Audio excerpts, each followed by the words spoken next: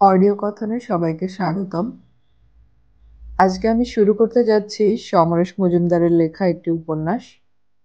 উপন্যাসটির নাম হচ্ছে মনের মতো মন। উপন্যাসটি আমি 4টি পর্বে ভাগ করে পড়ব। আজকে শুরু করছি প্রথম পর্ব।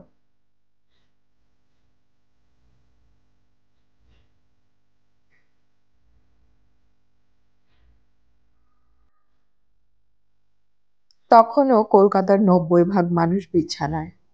ঘন ছায়া নেতিয়ে রয়েছে উত্তর কলকাতার পুরনো বাড়ির শরীরে গলিতে। স্বপ্নাশিস আলতো দৌড়ের ভঙ্গিতে দেশবন্ধু পার্কের দিকে যেতে যেতে বুঝতে পারল তার কেটসের আয়ু বেশি দিন নেই। আজকেই যদি আবার সেলাই ছিঁড়ে যায় তাহলে বেকায়দায় পড়তে হবে। পকেটে মাত্র 10টা টাকা পড়ে আছে। মাস শেষ হতে 8 দিন বাকি। দৌড় বন্ধ করে সাবধানে হাঁটতে লাগলো সে। পিতৃদেব হুকুম জারি করেছেন 18 বছর বয়স হয়ে যাওয়ার পর হাত খরচ বাবদ মাসে 60 টাকা দেবেন তিনি। এছাড়া কলেজের মাইনে 4 বেলা খাবার আর বছরে 2টো শার্ট আর প্যান্ট। স্বপ্নাশিসের দাদা দেবাশিস খুব নরম প্রকৃতির। এবার এমবি দিচ্ছে। নিরীহ গলায় জিজ্ঞাসা করেছিল, কিন্তু আন্ডারগার্মেন্টস ছাড়া বাইরে বের হওয়া যাবে না যে? পিতৃদেব তার প্রথম সন্তানকে অত্যন্ত স্নেহ করেন। দেবাশিস স্কুলে বরাবর প্রথম হতো। জয়েন্টে ভালো নম্বর পেয়ে মেডিকেলে ভর্তি হয়েছিল। মায়ের ইচ্ছে ছিল তার এক ছেলে ডাক্তার হবে। সেই ইচ্ছে পূরণ হতে চলেছে দেবাশিসকে ঘিরে। তাই পিতৃদেব কোনো কথায় আপত্তি থাকলেও বাধ্য হয়ে মেনে নেন। সেটা বোঝা যায় তার পা নাচানোর ভঙ্গিতে। স্বপ্নাশিস বললে হুঙ্কার দিতেন, কেন তোমাকে করে 60 টাকা দেয়া হচ্ছে না? কিন্তু বড় ছেলে বলে কথা। অবশ্য দেবাশিস এমন নরম গলায় কথা বলে যে চমৎকার সারল্য ফুটে ওঠে। দেশবন্ধু পার্কে স্বপ্নাশিস চারপাশে তাকালো। এর মধ্যে দলে দলে লোক মাঠের চারপাশে চক্কর মারছে। বেশিরভাগ হয় রোগা, নয় বেশ মোটা। আর 40 পার হওয়াদের সংখ্যা দিন দিন বাড়ছে। মেয়েদের একটা দল হাঁটছে যাদের সম্পর্কে সুব্রত বলেছিল একেবারে কাল নাগিনী। কাছাকাছি কাউকে ওদের দিকে তাকাতে দেখলেই বলে, চোখ গেলে দেব। স্বপ্নাশিসের বাড়িতে মহিলা বলতে কেলোর মা। জ্ঞান হবার পর থেকে সে ওকে একই চেহারায় দেখে আসছে। ভোরবেলায় হুটহাট শব্দ করতে করতে বাড়িতে ঢোকে চেলা কাঠের মতো শরীর নিয়ে। সকাল 10টার মধ্যে কাজ শেষ করে ফিরে যায়। আবার বিকেলে আসে ঘন্টা 3-এর জন্যে। শীত বর্ষায় কামাই করতে দেখেনি কোনো দিন। একটু রেগে গেলেই চিৎকার করে বলতে শুরু করে, তোদের জন্মাতে দেখলাম। অতএব মহিলারা কেন চোখ গেলে দেবার ভয় দেখান তা স্বপ্নাশিসের জানা নেই। তবে মাঝে মাঝে জানতে খুব ইচ্ছে হয়। আচ্ছা, খুব বিনীত ভঙ্গিতে সামনে গিয়ে ওদের নমস্কার করে যদি কারণটা জিজ্ঞাসা করে, তাহলে কি খুব খারাপ ঘটনা ঘটবে? স্বপ্নাশিসের যেহেতু সাহস কম, তাই সে চুপচাপ মাঠে নেমে পড়ল। দেশবন্ধু পার্কের ভেতরে তখন বেশ কয়েকটা দল অনুশীলন শুরু করেছে। দৌড় থেকে শুরু করে ক্রিকেট কি নেই। দূর থেকেই দেখতে পেল হরিমাধব দা ব্যাট ধরেছে। 4জন বোলারের মধ্যে সুব্রতও আছে। তাকে দেখতে পেয়ে হরিমাধব দা খিচিয়ে উঠলেন, এই যে নবাব পুত্তুর, এতক্ষণে আসার সময় হলো? জীবনে বড় ক্রিকেটার হতে পারবি না। স্বপ্নাশিস জবাব না দিয়ে মুখ নিচু করল। হরিমাধব আবার চিৎকার করলেন, কৈফিয়ত না দিলে আজ তোকে আমি ব্যাট ধরতে দেব না। তোদের জন্য আমি এখানে 5টা থেকে অপেক্ষা করছি, আর তোরা বিছানায় গড়াগড়ি খাচ্ছিস। এই জন্য বাঙালি কখনো শচীন হতে পারবে না, বড়জোর সৌরভ হয়েই ফুটে যাবে। হরিমাধব যে কথাগুলো বলছিলেন তা মাঠের পাশ দিয়ে হেঁটে যাওয়া প্রাতঃভ্রমণকারীদের কানে যাচ্ছিল। সকৌতুকে স্বপ্নাশিসকে দেখছিল তারা। স্বপ্নাশিস কোনো মতে বলতে পারল, আর কখনো দেরি হবে না, 5:30টার মধ্যেই আসব। হরিমাধব জিজ্ঞাসা করলেন, এখন কটা বাজে? স্বপ্নাশিসের হাতে ঘড়ি নেই। সুব্রত ঘড়ি দেখে বলল, 5:31:35। তুই একটা ইডিয়েট স্বপ্ন। ইয়াস, তুমি একটা গর্দভ। কেন, আমার মুখের উপর বলতে পারলি না আপনি ভুল করছেন, আমি ঠিক সময়ে এসেছি? প্রোটেস্ট করতে শিখবি কবে? স্বপ্নাশিসের আফসোস হচ্ছিল। হরিমাধবদা তাকে এমন বোকা বানাবেন আগে তা সে ভাবতেই পারেনি। বাড়ি থেকে বের হবার সময় সে ঘড়ি দেখেনি। ধমক শুনে সে বিশ্বাস করেছিল সত্যি সত্যি তার দেরি হয়ে গেছে। কি কাণ্ড! হরিমাধবদা ডাকলেন, ধর। সুব্রত আজ মাপা লেংথে বল ফেলছে, কিন্তু ওই বল থেকে তোকে রান তুলতে হবে। ধর, 12 বলে 20 রান, ফেস কর। স্বপ্নাশিস ভাবল প্যাড পরার অনুমতি নেবে কিনা। নেটে প্যাড পরতে বলেন হরিমাধবদা, কিন্তু ভোরবেলার এই প্র্যাকটিসে সেটা পছন্দ করেন না। বলেন বলটা ব্যাট দিয়ে মারার জন্যে। যদি তোর পায়ে বোলার বল ঠোকে তাহলে এলবিডব্লিউ হয়ে যাচ্ছিস তুই। না না, ফ্রন্ট ফুট থিওরি আমি ভোরবেলায় মানব না। পা দিয়ে লোকে ফুটবল খেলে, ক্রিকেট নয়। প্যাড না পরার জন্য যদি উন্ডেড হও, সেটা তোমারই পাওনা। অতএব স্বপ্নাশিস ব্যাট হাতে তৈরি হলো। হরিমাধবদা চলে গেছেন বোলার এন্ডে। 4 জন বোলার আর 1 জন উইকেট কিপার ছাড়া এই সময় কোনো ফিল্ডার নেই। বাঁ দিকের পাঁচিলটায় বল লাগানো 4, ওটা ডিঙ্গলে 6। ডান দিকের গাছটা বাউন্ডারি। এইসব মুখস্থ। প্রথম বলটা করল সুব্রত, গুড লেংথ বল। মাটিতে পড়ে নিচু হয়ে অফ স্টাম্পের দিকে যাচ্ছিল। মারতে গিয়ে সামনে নিয়ে ডিফেন্স করল স্বপ্নাশিস। হরিমাধবদা চিৎকার করে বললেন, 11 বল 20 রান। ইডিয়েট, তুই 5 দিনের টেস্ট ওপেন করতে আসিসনি? স্বপ্নাশিস বলল, এই বল মারবো কি করে? গুড লেংথটাকে ওভার পিচ বানিয়ে নে। থ্রো দেখে পায়ের কাজ করতে পারছিস না? মিস করলে বোল্ড বা স্ট্যাম্পড হয়ে যেতে পারি তো। হলে হবি, আমি তো তোকে বলিনি আউট হলে 12 বল পাবি না। স্বপ্নাশিস আবার বোকা বলল। হরিমাধবদার স্বভাব হলো কথার প্যাচে ফেলে জব্দ করা। সুব্রত দ্বিতীয় বলটি ডেলিভারি দেবার পূর্ব মুহূর্তে 2 পা এগিয়ে গেল। এবার বলটা গুড লেংথে স্পটে না পড়ে ফুল টস হয়ে গেল। স্বপ্নাশিস এগিয়ে যাওয়ায় বল মারার পজিশন পেল না। কোনো মতে বুকের কাছে ব্যাট তুলে শেষ মুহূর্তে সে বলে ছোঁয়াতে পারল, কিন্তু ততক্ষণে বল উঠে গেছে ওপরে। সুব্রত দৌড়ে এসে ক্যাচ লুফে নিয়ে চিৎকার করল, আউট। 7:30টায় হরিমাধবদা তাদের ছাড়লেন। এখান থেকে সোজা শ্যামবাজারে গিয়ে বাজার করে বাড়ি ফিরবেন তিনি। ভদ্রলোক বিয়ে করেননি, ভাইয়ের সঙ্গে থাকেন। ক্রিকেটই তার ধ্যান, জ্ঞান, জীবন। বাংলার হয়ে রঞ্জি খেলেছেন 2 বছর। সেই সময় ক্লিকে পড়ে বাদ পড়ে যান দল থেকে, কিন্তু এখন পর্যন্ত অন্তত 22 জন রঞ্জি প্লেয়ার তৈরি করেছেন এই মাঠ থেকে। প্রায় বলেন, পরিশ্রম কর রে, পরিশ্রমের কোনো বিকল্প নেই। যারা ইন্ডিয়া খেলে তাদের যে কত পরিশ্রম করতে হয়েছে সেটা ভেবে দেখ। পড়াশোনা, খাওয়া দাওয়ার সময় ছাড়া যখন বাড়িতে থাকবি তখনই ক্রিকেটের কথা ভাববি। একজন বোলার তোকে ফাঁসাতে চাইছে, কিন্তু তুই কখনো তার ফাঁদে পা দিবি না। অফ স্টাম্পের বাইরের বল আর মুখ কুটকুট করা কচু তোর কাছে এক জিনিস বলে মনে করবি। এমনিতে তোরা বেশি বয়সে খেলা শুরু করেছিস, এবার যদি বেঙ্গলে ডাক পাস তাহলে পারফরম্যান্স দেখাতে হবে। হরিমাধবদা যে টিমকে কোচ করেন সেই টিমই ওরা খেলে। গত বছর প্রথম সুযোগ পেয়েছিল সে। মোট 4টে ম্যাচ খেলে অ্যাভারেজ 30। এবার প্রতিটি ম্যাচেই খেলাচ্ছেন হরিমাধবদা। 4টে সেঞ্চুরি হয়ে গেছে এর মধ্যে। খবরের কাগজে ছবি বেরিয়েছিল 4 বার। পিতৃদেব সেই ছবি দেখতে পেয়ে ডেকে পাঠিয়েছিলেন। তোমার নাম লিখেছে, একই নামের 1000 লোক থাকতে পারে, ছবিটা তোমার কিনা দেখো। মাথা নিচু করেছিল স্বপ্নাশিস। হ্যাঁ, ছেলের ছবি খবরের কাগজে ছাপা হলে বাবা খুশি হয়, কিন্তু আমি বুঝতে পারছি না আমার কি করা উচিত। কলেজের পর ক্রিকেট খেলো বলে তোমার দাদা আমাকে জানিয়েছিল, কিন্তু এত পেশাদার খেলা, সারাদিন পড়াশোনা জলাঞ্জলি দিয়ে মাঠে পড়ে থাকতে হয়। এসব যদি করো তাহলে ধরে নেব ভালো পয়সা পাচ্ছ, সামনের মাস থেকে হাত খরচা দেবার দরকার নেই। আতঙ্কিত শুভাশিস বলে উঠেছিল, আমি কোনো টাকা পাই না।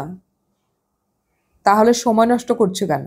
তোমার খবর খবরের কাগজ যখন ছেপেছে তখন বুঝতে হবে পেছনে মোটা অঙ্কের লেনদেন আছে। সারাদিন ধরে তোমাদের ওরা খাটিয়ে পয়সা দেবে না, এটা অন্যায়। কাল থেকে আর মাঠে যাওয়ার দরকার নেই।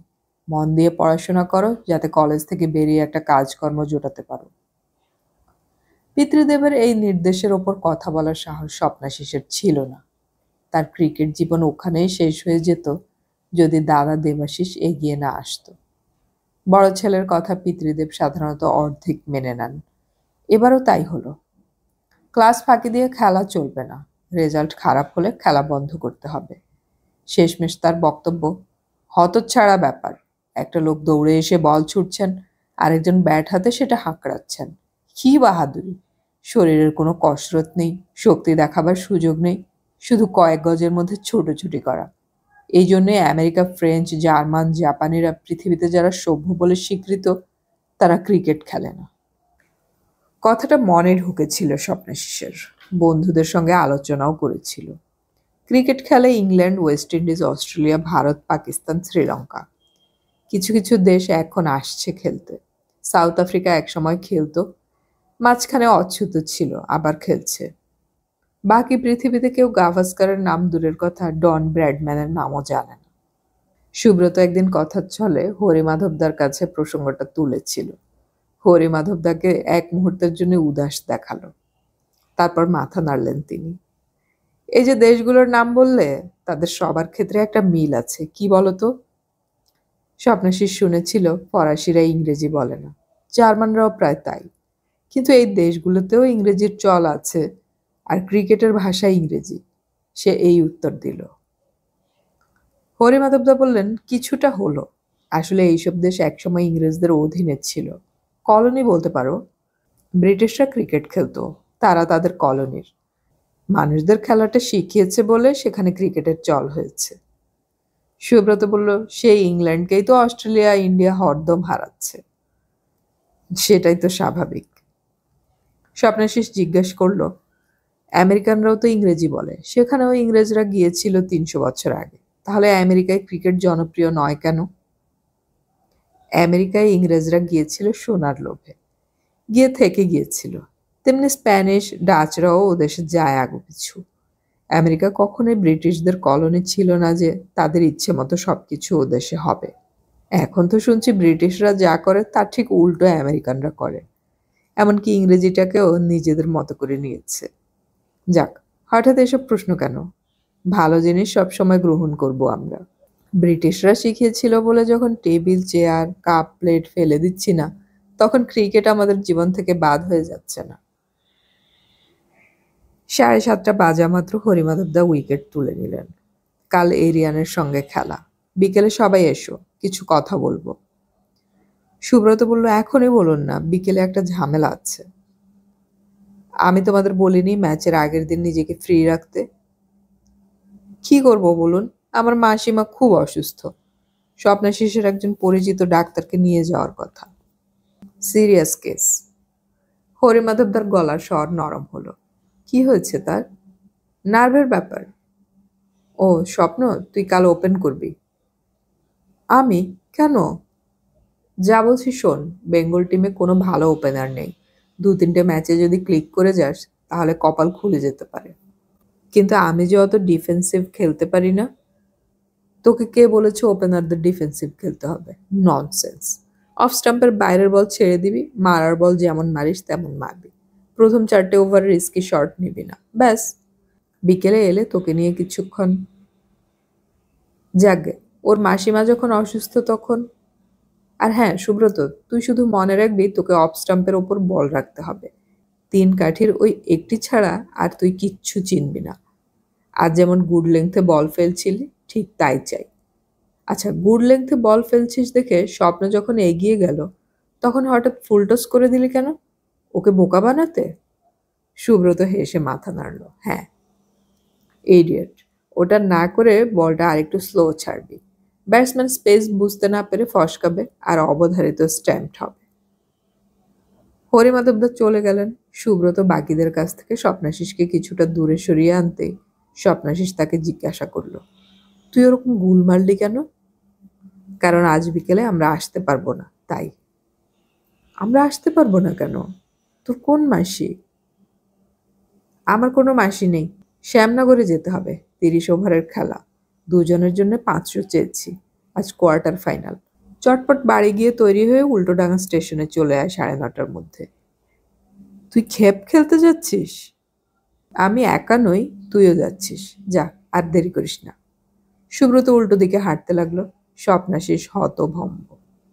সুব্রত প্রায়ই কলকাতার আশেপাশে খেপ খেলে বেড়ায়, কিন্তু এখন পর্যন্ত স্বপ্নাশিস ও পথে যায়নি। হরিমাধবদার কড়া নির্দেশ আছে খেপ না খেলার। শ্যামনগরটা কোথায় চট করে মাথায় এলো না। সেখানকার কোন টিমে তাদের খেলতে হবে তাও বলল না সুব্রত। ক্রিকেট এমন খেলা, কোথাও কেউ একটু ভালো খেললেই খবর ছড়িয়ে যায়। বিপক্ষ দলেও পরিচিত খেলোয়াড় থাকতে পারে। সেক্ষেত্রে হরিমাধবদার কানে খবরটা পৌঁছতে 2-1 দিন লাগবে মাত্র। আর তাহলে একদম ছিঁড়ে খাবেন উনি। বেঙ্গল খেলার কোনো চান্স থাকবে না। স্বপ্নাশিস দোটানায় পড়ল। তাছাড়া আজ কলেজ আছে, এমনিতেই লিগ খেলার জন্য ভালো কামাই হবে। কি করবে ভাবতে ভাবতে সে বাড়িতে ফিরে এসে শুনল পিতৃদেব তার স্বরে চিৎকার করছেন। এ বাড়িতে ঢোকার দুটি পথ আছে। জমাদার যে পথে ঢোকে সেই পথে ঢুকবে বলে স্বপ্নাশিস মৃদু শব্দ করতে লাগলো। এর পরিণতি হলো উল্টো। কেলোর মার গলা পাওয়া গেল ভেতর থেকে। সময়ও সময় নেই, হুট করে এলেই হলো মুখ পোড়ো। এখন আমার নিঃশ্বাস ফেলার সময় নেই যে তোকে জল দিতে যাব। 1 ঘন্টা বাদে ঘুরে এসো। কেলোর মায়ের গলা কানে যাওয়া মাত্র পিতৃদেব আচমকা চুপ করে গিয়েছিলেন। এবার তাকে বলতে শোনা গেল, আশ্চর্য, একটু আস্তে কথা বলতে পারো না? বলে কি হবে? শুনতে পাবে না তো। আপনি এত জোরে জোরে কথা কইছেন। ঠিক আছে, ঠিক আছে, 7 সকালে লোক এসেছে বাবুর খোঁজে, আর তিনি মর্নিং ওয়াকে গিয়ে এখনো ফেরেননি। আমাকে বলে কিনা যেমন করেই হোক আজ দুপুরে ক্লাবে পাঠিয়ে দেবেন। কেন? দুপুরে ক্লাবে গিয়ে আড্ডা মারবেন কলেজে ক্লাস করার বদলে? আসুক ওর দাদা, হেস্ত নেস্ত করব। মা মরা ছেলেটাকে বাবু বড্ড শাসন করেন। কেলোর মায়ের গলা শোনা গেল। মা তো আমারও মরে গিয়েছে কবে। মা মরা বলে আদিক্ষেতা করো না তো। এই করেই বাঙালির 12টা বেজে গেল। এইভাবে চললে 9টা এখানেই বেজে যাবে। স্বপ্নাশিস ধীরে ধীরে সামনের দরজায় চলে এলো। পিতৃদেব বসে আছেন বাইরের ঘরের ইজি চেয়ারে। কেলোর মা অবশ্যই ভেতরের দাওয়ায়। দুজনের কথাবার্তা চলছে পরস্পরের মুখ না দেখে। এসব এ বাড়িতেই সম্ভব। পিতৃদেব খুব শান্ত ভঙ্গিতে বললেন, বসো। এই গলা অনেক কাল শোনেনি স্বপ্নাশিস। থতমত হয়ে বলল, আজ্ঞে। আমি তোমাকে বসতে বলেছি, তবে ইচ্ছে করলে দাঁড়িয়েও থাকতে পারো। হ্যাঁ শোনো, তোমার সমস্ত বন্ধু বান্ধবদের বলে দেবে বাড়িতে এসে আমাকে যেন হুকুম না করে। হুকুম সহ্য করতে পারি না বলে জীবনে চাকরি করিনি। আন্ডারস্ট্যান্ড? স্বপ্নাশিস কিছু না বুঝে মাথা নেড়ে হ্যাঁ বলল। কে তাকে কোথায় কোন ক্লাবে যেতে বলেছে সেই প্রশ্ন করার সাহসই হলো না। তাড়াতাড়ি ভেতরে ঢুকে গেল, যেন হাঁপ ছেড়ে বাঁচল। এই বাড়ির ভেতরটা অদ্ভুত ধরনের। একটা ছোট্ট বাঁধানো উঠোন আছে। তার একপাশে রান্নার ঘর, বাথরুমটা উল্টো দিকে। ওপরে পিতৃদেবের শোয়ার ঘর। পাশের ঘরটি তালা দেয়া থাকে। ও ঘরে কোনো মূল্যবান জিনিস আছে কিনা জানা নেই। জ্ঞান হবার পর থেকেই স্বপ্নাশিস ওই তালা দেখে আসছে। নিচের পাশাপাশি দুটো ঘরে ওরা দুভাই থাকে। পিতৃদেবের ঘরের জানালা থেকে তাদের ঘর দরজা দুটো দেখা যায়। এ বাড়িতে রেডিও ছিল, এখন টিভি এসেছে। টিভি যখন চলে তখন খবর হয়। কলকাতা দিল্লির খবরের পর চ্যানেল ঘুরিয়ে বিবিসি ধরা হয়। বিবিসি তো সারাক্ষণ পৃথিবীর খবর সাপ্লাই করছে। টিভির অপারেটর স্বয়ং পিতৃদেব। সিরিয়াল দূরের কথা, কোনো ফিল্মও আজ অব্দি ওই টিভিতে দেখার সুযোগ হয়নি। টিভিটা আছে বাইরের ঘরে। শুতে যাওয়ার আগ পর্যন্ত পিতৃদেব ওখানে বসে থাকেন। ওয়ার্ল্ড কাপ বা ওই জাতীয় মধ্যরাতের খেলা স্বপ্নাশিস ওই টিভিতে চুরি করে দেখেছে। শব্দ একেবারেই বন্ধ করে খেলা দেখা যে কি বিরক্তিকর, সেই অভিজ্ঞতা হয়ে গেছে। জুতা খুলে উল্টো পাল্টে দেখছিল সে। আজ সুব্রতর কথা মতো গেলে নিশ্চয়ই কিছু টাকা পাওয়া যাবে। সিজনে ওরা তো ভালোই রোজগার করে। সেই টাকায় কি একজোড়া কেটস হবে? হরিমাধবদা জানলে অবশ্য 12টা বেজে যাবে। স্বপ্নাশিস হঠাৎ দরজায় ছায়া দেখে চমকে তাকালো। কেলোর মা দাঁড়িয়ে আছে অদ্ভুত মুখ করে। কি ব্যাপার? তোমার সঙ্গে খুব দরকারি কথা আছে খোকা। কেলোর মা ঘরে ঢুকে পড়ে বলল, কথাটা যেন কারো কানে না যায়। কি কথা? কেলোর সর্বনাশ হয়ে গিয়েছে। সে কি, কি ব্যাপার? ওকে পেতনিতে ধরেছে। যাহ, তোমাদের যত কুসংস্কার। বস্তির লোক বলেছে বুঝি? এই দেখো চিঠি, ওর প্যান্টের পকেটে পেয়েছি। আজ যখন ঘুমাচ্ছিল তখন বের করে নিয়ে এসেছি। পড়ে শোনাও তো কি মন্তর দিয়েছে। কেলোর মা একটা ভাঁজ করা কাগজ এগিয়ে দিল। কাঁপা হাত থেকে সেটা নিয়ে খুলল Swapnashis. My darling, I love you. তোকে ছাড়া আমার দিল দেওয়ানা। মনে মনে পড়ছিল স্বপ্নাশিস। কেলোর মা ফিস ফিস করে বলল, আহ, আমি শুনবো বললাম না, জোরে জোরে পড়ো। স্বপ্নাশিস বলল, প্রচুর বানান ভুল, ঠিকঠাক করে নাও না, লেখাপড়া শিখেছো কি করতে? মেয়েটা তো 4 ক্লাসের উপরে পড়েনি যে ঠিকঠাক লিখবে। বিয়ে হয়েছিল যে গ্রামে, সেখানে সিনেমা হল নেই বলে ছাড়ান করে নিয়ে এসেছে। পড়ো। স্বপ্নাশিস গড় গড় করে পড়তে লাগলো। My darling, I love you. তোকে ছাড়া আমার দিল দেওয়ানা। গত শনিবার তুই আমাকে গ্রেসের সিনেমা দেখালি। মনে হচ্ছিল আমি মাধুরী আর তুই অজয়। গালে লাগজা। কিন্তু ডার্লিং, এভাবে কতদিন চলবে? মায়েরই বলছি মরে যাব। তোর মা। স্বপ্নাশিস থেমে গেল। কেলোর মা সম্পর্কে খুব খারাপ কথা লিখেছে। সে নিচে তাকালো। তোমারা মাধুরী। কি হলো, থামলে কেন? কেলোর মা জানতে চাইল। ওই আর কি। আমাকে গালি দিয়েছে?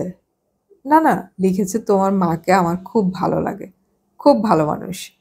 আমার বাবা তোমার মায়ের প্রশংসা করত। বানিয়ে বানিয়ে বলল স্বপ্নাশিস। তা করবে না, যৌবনে আমার পেছনে ঘুরঘুর করতো সে, ব্যাস। হ্যাঁ, এইটুকুই। কি করা যায় বলতো খোকা? কি আর করবে? কেলো সপ্তাহে 2-3 দিন কাজ, নিজেরই চলে না। তাছাড়া ওই পেতনি ঘাড়ে চেপে বসে সব শুষে নিচ্ছে। এবার ঘরে ঢুকলে আর বেশি দিন দেখতে হবে না। এর আগে কত ছেলের ঘাড় মটকেছে তা কি বলবো। আজই আমি কুরুক্ষেত্র করব। খবরদার ও পথে যেও না, তাহলে কেলেও তোমার শত্রু হয়ে যাবে। তাই বলে এসব আমি মেনে নেব? ছেলেকে বোঝাও না। আচ্ছা, মেয়েটা দেখতে কেমন? যৌবনে কুকুরীকেও দেখতে ভালো লাগে। আহা মরণ, কার সঙ্গে এসব কথা বলছি? বাবু জানতে পারলে আমার ছাল ছাড়িয়ে নেবে। তা তুমি আমার ছেলের মতো, একটা পরামর্শ দাও। আমার বুকে আগুন জ্বলছে গো। কাঁদো কাঁদো মুখে বলল কেলোর মা। স্বপ্নাশিসের খুব মায়া হলো। সে বলল, আমাকে কদিন ভাবতে দাও, ততদিন চুপ করে থেকো। খুব সিরিয়াস ব্যাপার। অনেকে শুনেছি বাধা পেলে আত্মহত্যা করে। কেলো ছাড়া তোমার তো কেউ নেই। আচ্ছা, ওকে আমার সঙ্গে দেখা করতে বলো। আর এখন যাও, চটপট ভাত দাও। চিঠিটা আমার কাছে থাকলো। বাথরুমে ঢুকে গেল স্বপ্নাশিস, কিন্তু তার মাথার ভেতর চিঠির লাইনগুলো প্রবলভাবে থেকে গেল। কেলো সম্ভবত তারই বয়সী। শৈশবে ওর মায়ের সঙ্গে এ বাড়িতে আসতো। একটু আধটু খেলাধুলাও যে করেনি তা নয়। তারপর কেলোর মা ওকে কর্পোরেশনের স্কুলে ভর্তি করে দিয়েছিল। সে সময় বইপত্রের জন্য আসতো। কেলোর গায়ের রং কালো, স্বাস্থ্য ভালো, মাথায় মিঠুনের ছাঁট। একটু বড় হওয়া মাত্র এ বাড়িতে আসা বন্ধ করে দিল কেলো। জিজ্ঞাসা করলে ওর মা বলতো, দুঃখের কথা কি বলবো খোকা, বলে যে বাড়িতে ঝিঘিরি করো সে বাড়িতে আমাকে যেতে বলবে না, পাড়ায় আমার পৃষ্টি যাচ্ছে। কিন্তু স্বপ্নাশিসের সঙ্গে মাঝে মাঝে রাস্তাঘাটে দেখা হতো। ছেলেবেলার তুই তোকারি তুমিতে উঠে গিয়েছে ততদিনে। একদিন দেশবন্ধু পার্কে সে ব্যাট করে ফিরছে। কেলো এসে বলল, তুমি মাইরি দারুণ খেলো তো। তুই কি করছিস? ড্রাইভিং শিখছি, ট্যাক্সি চালাবো। পড়াশোনা ছেড়ে দিয়েছিস? ধুত, ওসব ভদ্রলোকদের জন্য। আমাকে এখন মালের ধান্দা করতে হবে। এর কিছুদিন বাদে কেলোকে পুলিশ ধরেছিল সিনেমার টিকিট ব্ল্যাক করার অপরাধে। কেলোর মায়ের তখন কি কান্না! আমার ছেলে এরকম করতেই পারে না। ওর বন্ধুরা টিকিট রাখতে দিয়েছিল বলে রেখেছিল। পিতৃদেবের শরণাপন্ন হয়েছিল কেলোর মা। তিনি স্পষ্ট বলে দিয়েছিলেন, তোমার ছেলে বলে আমি কিছু বলছি না। আমার ছেলে এরকম করলে ত্যায্য পুত্র করতাম। সেই কেলো শেয়ারে ট্যাক্সি চালায়। রোজ গাড়ি পায় না বলে রোজগার কম। তবু তাতেই খুশি ছিল ওর মা। কিন্তু এই চিঠি বলছে কেলো প্রেম করছে। স্বপ্নাশিসের মজা লাগলো। মেয়েটা যেভাবে লিখেছে তাতে বোঝাই যাচ্ছে সিনেমার পোকা। কিন্তু চিঠি পড়লে গা কিরকম শিরশির করে। গায়ে জল ঢালল সে। পরিচিত কোনো মেয়ের মুখ মনে করার চেষ্টা করলো যে তাকে এই ভাষায় চিঠি লিখতে পারে। না, কাউকে মনে পড়ল না। এ বাড়িতে কেলোর মা ছাড়া কোনো মহিলা নেই। মা মারা যাবার পর পিতৃদেব আবার বিয়ে করতে পারতেন। তখন তো সে একেবারেই শিশু। কিন্তু তিনি তা না করে বিবেকানন্দের বাণী মুখস্থ করেছেন। স্বপ্নাশিস বিবেকানন্দের কোনো লেখা পড়েনি। মাঝে মাঝে সন্দেহ হয় পিতৃদেব যা বলেন তার সবই বিবেকানন্দের লেখা কিনা। নারী বর্জিত জীবনযাপন করেছিলেন বলে এই সংসারে আর কোনো মহিলা আসেনি। স্বপ্নাশিসের মনে হচ্ছিল কেলো বেশ ভাগ্যবান। খাওয়া দাওয়া সেরে খেলার পোশাক জুতো ব্যাগে ভরে গম্ভীর মুখে সে পিতৃদেবের সামনেই দিয়ে পেরিয়ে গেল। তিনি সম্ভবত চোখ তুলে দেখেছিলেন, নইলে স্বপ্নাশিস তার পিঠে অস্বস্তি অনুভব করল কেন। এই সময় যদি তিনি ব্যাগ নিয়ে বের হবার কারণ জিজ্ঞাসা করতেন তাহলেই হয়ে গিয়েছিল। উল্টোডাঙ্গা স্টেশনের এনকোয়ারির সামনে সুব্রত দাঁড়িয়েছিল। ওকে দেখে হেসে বলল, যাক এসে গেছিস। ওদের একজন বোলার আর একজন ব্যাটসম্যান দরকার। তোকে তো বলেছি 5 পেয়েছি। কত দেবে জানি না, যাই দিক 50-50। কম দেয় নাকি? কম? খেপ খেলতে গিয়ে আক্ষেপে পড়তে হয় অনেক সময়, পুরোটাই মেরে দেয়। তাহলে যাচ্ছিস কেন? এখানে মারবে না, আমার মামাতো ভাই আছে ওই ক্লাবে, চল টিকিট হয়ে গেছে। ওভারব্রিজে উঠতে উঠতে সুব্রত বলল, হরিমাধব দাকে একদম বলবি না। কিন্তু যদি জানতে পারে? দূর, কোথায় শ্যামনগর আর কোথায় দেশবন্ধু পার্ক, তোর তো আজ হাতে খড়ি। হ্যাঁ, ভয় লাগছে খুব। শোন, মিনিমাম 50 করতে হবে তোকে, তাহলে আরো খেপ খেলতে পারবি। আর বেঙ্গল খেলে ফেললে দেখবি দর উঠে গেছে হু হু করে। আমার চাই না। গাড়লের মতো কথা বলিস না। সেদিন বলছিলি কেডস কেনার টাকা নেই, আজই একটা হয়ে যাবে। হরিমাধবদা যতদিন আছে ততদিন তুই ক্লাবের কাছে টাকা চাইতে পারবি না। অন্য ক্লাবে যাওয়াও সম্ভব নয়। বেঙ্গল খেলে মাল বানাবি কি করে? বছরে এরকম 20টা খেললে তবু ইজ্জত বাঁচবে। নৈহাটি লোকালে ওটা উঠে বসল। সকালে ট্রেন ভিড়ের উল্টো দিকে যাচ্ছে বলে কামরায় বেশি লোক নেই। বসা মাত্র নজর গেল যার দিকে, তার চোখে রোদ চশমা, পরনে সালোয়ার কামিজ, হাতে মোটা বাঁধানো খাতা। উদাস ভঙ্গিতে জানালার ধারে বসে প্রকৃতি দেখছে চলন্ত ট্রেনে বসে। ওর চোখ দেখা যাচ্ছে না, কিন্তু নাক ঠোঁট চিবুকের গড়ন জানিয়ে দিচ্ছে সৌন্দর্য কাকে বলে। গায়ের রঙের সঙ্গে সকালবেলার প্রথম রোদ মাখামাখি। সুব্রত চাপা গলায় ডাকলো, এই। সে মুখ ফেরাতে ফেরাতে বলল, ওভাবে দেখতে নেই। কি সুন্দর না? বেল পাকলে কাকের কি, আমরা কাক, বুঝলি? ওহো, তুই তো আজ ওপেন করবি। সঙ্গে সঙ্গে চটকা কেটে গেল। মাথা খারাপ? তোকে হরিমাধবদা তো তাই বলেছে, ওরা ওপেনার চাইছিল। এমনি টাকা দিচ্ছে নাকি? অফের বল ছেড়ে দিবি, ব্যাস। বেশি জ্ঞান দিস না। কি টিমে খেলবো, কাদের বিরুদ্ধে খেলবো কিছুই জানি না। জানতে হবে না। শোন, তোকে আরেকটা কথা বলি। এই যে আমাদের টাকা দিয়ে নিয়ে যাচ্ছে, তার জন্য তো দলের দুটো রেগুলার প্লেয়ারকে বসতে হচ্ছে। এই ব্যাপারটা অনেকের ভালো নাও লাগতে পারে। ওরা চেষ্টা করবে তোকে বেকায়দায় ফেলতে। যে বলে রান নেই, সেই বলে রান নিয়ে তোকে রান আউট করে দেবে। এতে তো ওদের টিমের ক্ষতি হবে। হোক, বোঝাতে চেষ্টা করবে বাইরে থেকে ভুসি মাল এনেছে টাকা খরচ করে। আমার বেলায় ক্যাচ ছাড়বে না, তবে 2-4টে বেশি বাউন্ডারি হয়ে যেতে পারে। এরকম অভিজ্ঞতা আমার এর আগেও হয়েছে। চুরি করে সিঙ্গল নিতে যাবি না। সুব্রত সিরিয়াস হয়ে বোঝালো। স্বপ্নাশিসের চোখ বারংবার তার দিকে চলে যাচ্ছিল। আচ্ছা, এই মেয়ে কি কাউকে চিঠি লেখে মাই ডার্লিং বলে? মেয়েরা বেশি সুন্দর হলে অল্প বয়সেই প্রেমিক তৈরি হয়ে যায়। নিশ্চয়ই এই মেয়ের কেউ না কেউ আছে। ভাবতেই মন খারাপ হয়ে গেল। সুব্রত বলল, দমদম এসেছে। কতক্ষণ লাগবে? 45 মিনিট। আমরা যেখানে নামবো তারপরেও ট্রেন যাবে? হ্যাঁ, নৈহাটিতে গিয়ে থামবে। তুই আজ ওপেন কর, দেখবি বেঙ্গল টিমে চান্স পেয়ে যাচ্ছিস। হরিমাধবদা কেন জানি খুব আশা করছে তুই বেঙ্গল টিমে থাকবি। সুব্রতর কথা শেষ হওয়া মাত্র স্বপ্নাশিস দেখলো রোদ চশমা এদিকে ফিরল। কি কাণ্ড! মেয়েটা তাকে দেখছে। সেটা লক্ষ্য করে সুব্রত বলল, রঞ্জিতে যদি একটা সেঞ্চুরি করতে পারিস তাহলে ইন্ডিয়া টিমে ঢুকে যেতে পারবি। কে বলতে পারে 2 বছর বাদে লোকে সচিনের মতো তোর নামও করবে কিনা। ভ্যাট! স্বপ্নাশিসের মুখ থেকে শব্দটা ছিটকে বের হলো। সেই সঙ্গে মুখে রক্ত জমল। মাঝে মধ্যে এসে কল্পনায় এমন ছবি আঁকে। একদিন স্বপ্নও দেখেছিল। কিন্তু সুব্রতর মুখে শোনা মাত্রই অসম্ভব বলে মনে হলো। অনেকদিন একা হাঁটতে হাঁটতে সে যে ছবিটা এঁকেছে তা এরকম। রঞ্জিতে কয়েকটা সেঞ্চুরি করে ফেলার সুবাদে সে ইন্ডিয়ার টিমে চান্স পেয়েছে। India versus Australia. প্রথমে ব্যাট করে অস্ট্রেলিয়া 260 তুলেছে 50 ওভারে। স্বপ্নাশিস ওপেন করেছিল, কিন্তু মাত্র 15 ওভারে 5 উইকেট চলে গিয়ে ইন্ডিয়ার 30 রান। সবাই বুঝে গিয়েছে পরাজয় অবশ্যম্ভাবী। হঠাৎ তার মন শক্ত হলো।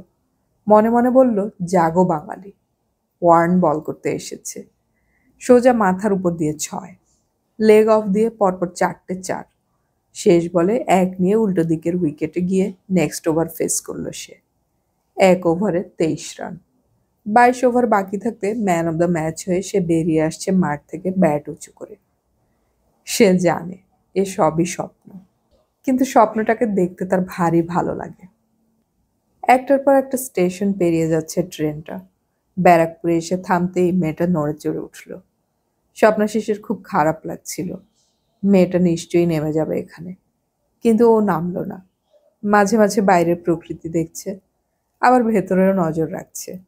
রোদ চশমার জন্য ওর চোখ দেখা যাচ্ছে না, এই মুশকিল। হঠাৎ উল্টো দিকে বসা এক বৃদ্ধ জিজ্ঞাসা করলেন, তোমরা ক্রিকেট খেলো? সুব্রত মাথা নাড়ল, হ্যাঁ। শ্যামনগরে যাচ্ছ?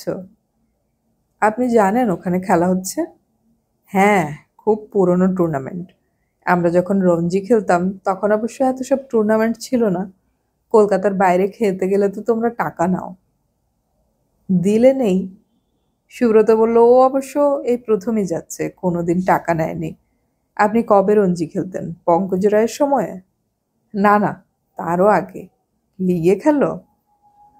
হ্যাঁ, ওর এবার বেঙ্গল খেলার সম্ভাবনা আছে। বৃদ্ধ তাকালেন স্বপ্নাশিসের দিকে। তাহলে আরো পরিশ্রম করো। এই যে উৎপল চ্যাটার্জি, কত পরিশ্রম করেছে বলেই তো 30 বছর বয়সে সুযোগ পেল। আমি ওর কাছে বেশি আশা করি না। এখন 16-17তে একটা প্লেয়ার তৈরি হয়ে যায়। তোমাদের বয়সে তো চুটিয়ে খেলা উচিত। এমন সময় মেয়েটি উঠে দাঁড়ালো। চলন্ত ট্রেনে ব্যালেন্স রাখতে রাখতে এগোলো দরজার দিকে। বৃদ্ধ বললেন, তোমরা বসে আছো কেন? শ্যামনগর এলো বলে। ওরা ঝটপটিয়ে উঠে দাঁড়ালো। স্বপ্নাশিস দেখলো মেয়েটি গম্ভীর ভঙ্গিতে নেমে গেল প্ল্যাটফর্মে। ওরা নামতেই ট্রেন ছেড়ে দিল। সে জিজ্ঞাসা করলো, কত দূরে মাঠ? সুব্রত বলল, আমি জানি না, ভেবেছিলাম বাবলু আসবে আমাদের নিতে। প্রথমে মামার বাড়িতেই যেতে হচ্ছে। বাবলুটাকে? আমার মামাতো ভাই। কিন্তু বাবলুর দর্শন পাওয়া গেল। সে তার বন্ধুদের নিয়ে এসেছে স্টেশনে। সুব্রত পরিচয় করে দেবার পর বাবলু তাকে একপাশে টেনে নিয়ে গেল। স্বপ্নাশিস দেখল বাবলুর কথা শুনে সুব্রত মাথা নাড়ছে খুব। শেষ পর্যন্ত অনুরোধে ঢেকে গিলল। রিকশায় বসে সুব্রত বলল, নিজের মামাতো ভাইকেও বিশ্বাস করা যায় না। কেন, কি করেছে? বলছে 400 টাকার বেশি দিতে পারবে না। ভেবেছিলাম ফিরে যাব, তারপরে মনে হলো তাতে কি লাভ হবে। দিনটা নষ্ট করার চেয়ে যা পাওয়া যাচ্ছে তাই নেওয়া যাক। তুই 2.5 নিস, আমি 1.5 নেব, ঠিক আছে? সুব্রত বলল, যা দেবে 50-50 হবে। সাইকেলে চেপে বাবলুরা আগে আগে যাচ্ছিল। হঠাৎ স্বপ্নাশিস মেয়েটাকে দেখতে পেল। রাজেন্দ্রানের মতো রাস্তার ধার ঘেঁষে চলছে। পাশ দিয়ে রিক্সাটা যখন যাচ্ছিল তখন সে মুখ ফিরিয়ে তাকাতে মেয়েটি মুখ তুলল। এখন ওর চোখে রোদ চশমা নেই। চোখ দুটো আশ্চর্য সুন্দর। ওই চোখের দিকে তাকালে আয়ু 1 কোটি বছর বেড়ে যায় অনায়াসে। কিন্তু এই মেয়ে কি হাসতে জানে না? মুখে কোনো ভাঁজ পড়ল না স্বপ্নাশিসকে দেখেও। রিক্সাটাও বেশ কিছুটা পথ চলে এলে সুব্রত বলল, তোর তো এই দোষ ছিল না। কি দোষ? পটেটোর। ভাগ, মফস্বল শহরের মেয়েদের দিকে ওভাবে তাকাস না। এখানকার লোক বাইরের মানুষকে মনে মনে অপছন্দ করে, অন্তত নিজেদের মেয়েদের ব্যাপারে। তুই চুপ কর তো। স্বপ্নাশিস যা ভেবেছিল তা নয়। কাজের দিন হলেও প্রচুর দর্শক মাঠে। দুদিকে সামিয়ানা টাঙ্গিয়ে টেন্ট হয়েছে। বেশ কিছু বয়স্ক মানুষ খেলা নিয়ে রীতিমতো সিরিয়াস। আলাপ টালাপ হওয়ার পর সে তার দলের ক্যাপ্টেনকে লক্ষ্য করছিল। গাভাস্কার গাভাস্কার ভাব।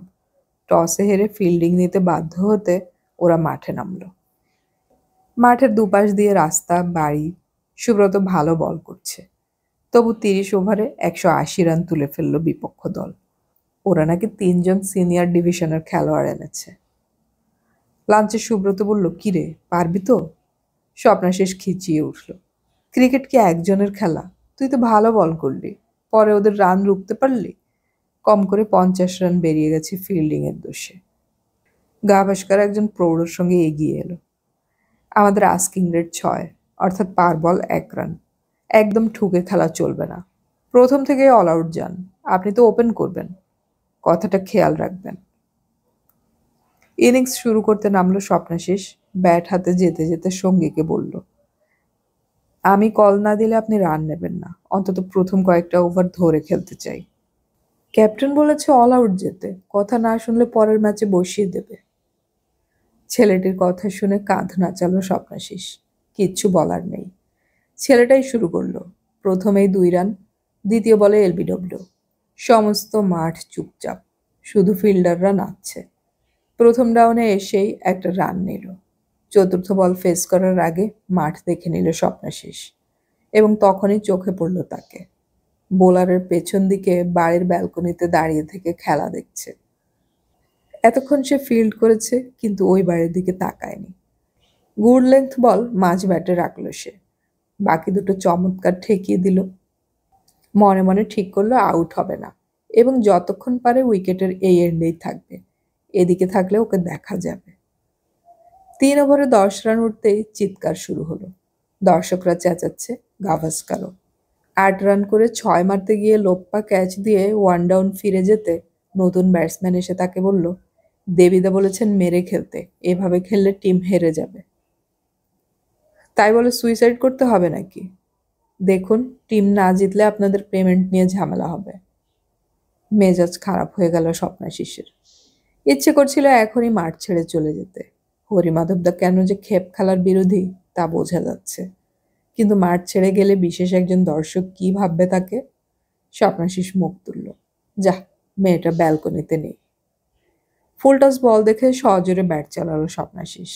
মিড অন দিয়ে সোজা ৬। হাততালি পড়ছে খুব। এবার গুড লেন্থ পড়ছে দেখে এগিয়ে গেল সে। ঠিক যেভাবে হরিমাধবদা বলেছিলেন সেইভাবে বলটাকে ফুল টস করে নিয়ে মারতেই আবার ৬। এবার উল্লাস ছড়িয়ে পড়ল। স্বপ্নাশিস দেখল, সম্ভবত চিৎকার শুনে মেয়েটি ব্যালকনিতে এসে দাঁড়িয়েছে। দুটো ৬ খেয়ে বোলার সম্ভবত ক্ষিপ্ত হয়েছিল। শর্ট পিচে প্রচণ্ড জোরে ঠুকলো বলটাকে। পিচে পড়েই তীব্র গতিতে বলটা উঠে এলো মাথা লক্ষ্য করে। পা মোড়ে শরীর ছোট করে হুক করল স্বপ্নাশিস। বলটা আকাশে উঠে যাচ্ছে। ফিল্ডাররা ছুটে যাচ্ছে ক্যাচের আশায়। সে ব্যালকনির দিকে তাকাতেই দেখলো মেয়েটি বল দেখছে। যেন তার চোখের আকর্ষণে হাওয়ায় ভাসতে ভাসতে বলটা বাউন্ডারির বাইরে চলে গেল। ৩ বলে ১৮ রান। সমস্ত চিৎকার ছাপিয়ে দেবুদা নামক প্রৌঢ়টির গলা ভেসে এলো, চালিয়ে যাও ব্রাদার। হঠাৎ মনে হলো রবি শাস্ত্রী ১ ওভারে ৬টা ছক্কা মেরেছিল। তার চেষ্টা করতে দোষ কি? চতুর্থ বলটা বাউন্ডারি হয়ে গেল।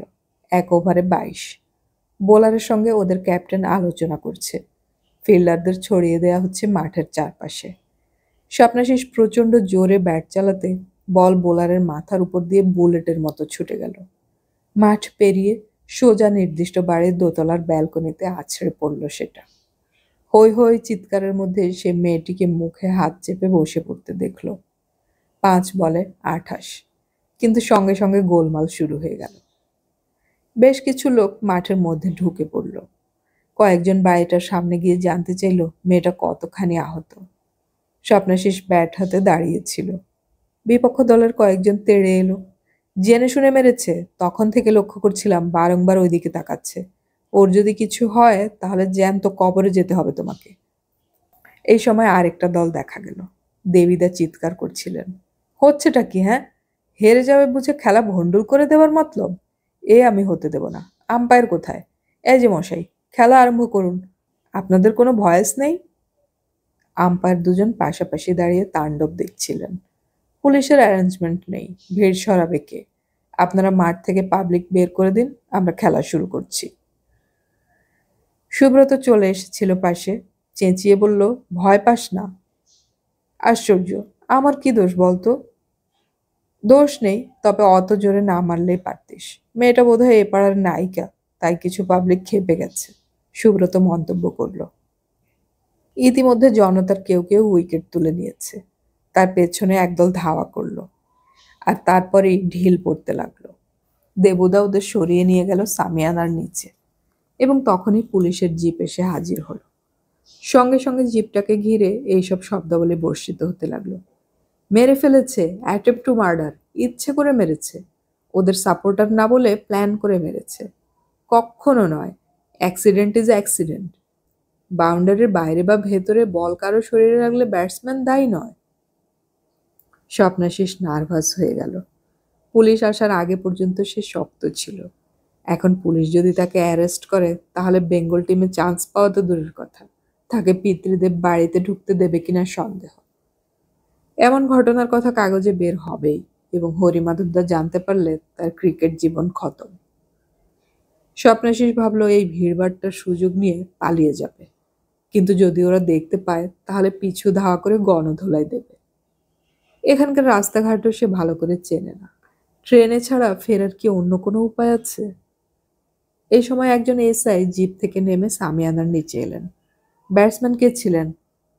স্বপ্নাশিস জবাব দেওয়ার আগেই দেবুদা বললেন, কেন, কে ব্যাটসম্যান সেটা কোনো কথা নয়, খেলাটা ক্রিকেট, একটা প্রসেসের মধ্যে দিয়ে খেলতে হয়, আর সেটা করতে গিয়ে বল মাঠের বাইরে গিয়ে কাউকে আঘাত করেছে, এই জন্য দায়ী ওই ক্রিকেট খেলাটাই, কোনো ব্যাটসম্যান নয়।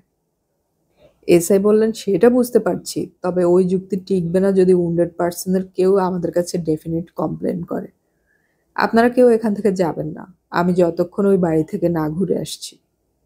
এসআই এগিয়ে গেলেন। সুব্রত দেবীদাকে জিজ্ঞেস করলো, আপনার টিম কি লোকাল টিম নয়? তাতে কি হচ্ছে, ওরাও বিদেশি নয়, ঝামেলা পাকিয়ে দিলে সবাই মজা পায়। যারা মজা পেতে চেয়েছে তারা খেলা ভণ্ডুল করে ওদের বাঁচিয়ে দিল। গাভাস্কার বলল, কিন্তু আমাদের তো কোনো দোষ নেই, আম্পায়ার রিপোর্ট দিলে টুর্নামেন্ট কমিটি নিশ্চয়ই আমাদের উইনার ডিক্লেয়ার করবে। দেবুদা মাথা নাড়ল, না, খেলা ভণ্ডুল হলে রিপ্লে হবে যদি কোনো দল অন্তত 15 ওভার খেলার সুযোগ না পায়। কিন্তু ভাই, কি নাম যেন? সুব্রত মনে করিয়ে দিল, স্বপ্নাশিস। হ্যাঁ, স্বপ্নাশিস, আমি লক্ষ্য করছিলাম তুমি ওই বোলার এন্ডে থাকাটা পছন্দ করছো, আর প্রতিটি বলে হিট করার আগে ওপরের দিকে তাকাচ্ছিলে, কারণটা কি? পাশ থেকে সুব্রত ঝটপট জবাব দিল, ওটাই ওর মুদ্রা দোষ। হরিমাধব শুধরে দেয়নি? ওর মতো লোক এটা অ্যালাউ করেছে? আশ্চর্য। স্বপ্নাশিসের বুকের ভেতরটা নড়ে উঠল। এই উদ্যোক্তাটিও জানে সে কার শিষ্য। হয়ে গেল। সুব্রতর ওপর বেজায় রাগ হচ্ছিল তার। এই সময় দুজন মধ্যবয়স্ক মানুষকে এগিয়ে আসতে দেখা গেল এদিকে। তাদের দেখেই গম্ভীর হয়ে গেল এদের সবাই। কাছে এসে ওদের একজন বললেন, ব্লাড দেখে মাথা ঠিক রাখতে পারেনি বাচ্চারা, বুঝতেই পারছো, যা হবার তা তো হয়েছে। দেবু, ব্যাপারটা ভুলে যাও। দেবুদা চিৎকার করলেন, ব্লাড দেখে? মাঠের মাঝখানে দাঁড়িয়ে ব্যালকনির কোনো মেয়ের শরীর থেকে ব্লাড বের হচ্ছে, তা বুঝলো কি করে তোমাদের প্লেয়াররা? ইয়ার্কি মারতে এসেছো? এর নাম ক্রিকেট? একজন বলল, দেখো ভাই, বল গিয়ে ডাইরেক্ট হিট করেনি, দেয়ালে ধাক্কা লেগে তারপর গায়ে লেগেছে, নইলে মার্ডার কেসে পড়ে যেতে। মার্ডার কেস আমাকে দেখিও না, ব্যাটসম্যানের হিটে কেউ মারা গেলেও কেস হবে না। বাহ, ব্যাটসম্যান যদি তার শত্রুকে আহত করবে প্ল্যান নিয়ে হিট করে, তাহলে ক্রিকেটের দোহাই দিয়ে বেঁচে যাবে? লোকটা প্রতিবাদ করলো, দেখো, কোনো ব্যাটসম্যান যদি মাঠের বাইরে ব্যালকনিতে বসে থাকা কাউকে খেলা চলার সময় প্ল্যান করে হিট করতে পারে, তাহলে তাকে আমি মাথায় তুলে নাচব। পৃথিবীতে এমন ব্যাটসম্যান খুব কমই আছে। যাকগে, কি বলতে এসেছো? আজ আর খেলা আরম্ভ করা যাবে না। এসো, আমরা একসঙ্গে রিপ্লের জন্য বলি, তবে ওই ভাড়াটে প্লেয়ারকে দলে রেখো না। কাকে রাখবো সেটা আমি বুঝবো। কেন, তোমার দলে ভাড়াটে নেই? কিন্তু ওকে দেখলে পাবলিক সেন্টিমেন্টাল হয়ে যাবে। না, তুমি ভয় পাচ্ছ ও খেললে তোমার টিম হেরে যাবে। এই সময় এসআই ফিরে এলেন। কোনো কারণ ছাড়াই আপনারা দক্ষযজ্ঞ বাঁধালেন। মেয়েটি সামান্য আহত হয়েছে এবং কারো বিরুদ্ধে কোনো অভিযোগ করেনি। অতএব, যাকে খেলা তো আজ হচ্ছে না, তাহলে ভিড় হটান, যান, যে যার কাজে চলে যান। শেষের কথাগুলো জনতার উদ্দেশ্যে বলে জিপের দিকে এগিয়ে গেলেন এসআই। দেবদার ক্লাব তাদের সরঞ্জাম প্যাক করছিল। খেলোয়াড়রা চলে যাচ্ছে যে যার বাড়ি। সুব্রত বাবলুকে ফিস ফিস করে কিছু বলতেই বাবলু দেবুদার কাছে গেল। দেবুদা কি ভেবে পকেট থেকে 50 টাকার নোট বের করে সুব্রতর দিকে এগিয়ে গেলেন।